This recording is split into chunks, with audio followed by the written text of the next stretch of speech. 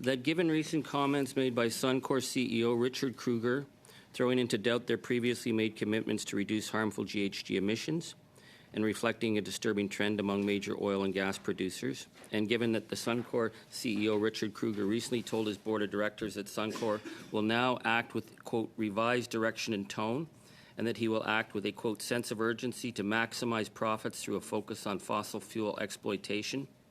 and given the fact that Suncor tripled its profits in a single year while pledging to eliminate 20% of its workforce and already laying off 1,500 workers this year,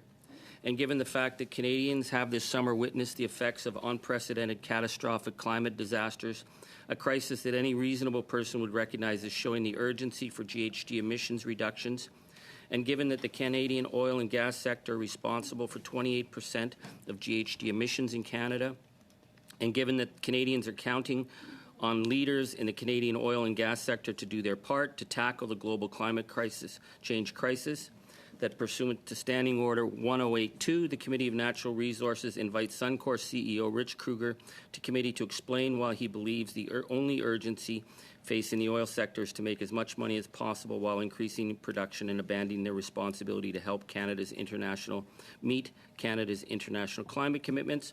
That given the urgency of the climate crisis, Mr. Kruger be invited to appear as soon as possible, and that a report of this meeting be prepared and reported to the House, and that pursuant to Standing Order 109, the government table a comprehensive response to the report. Thank you.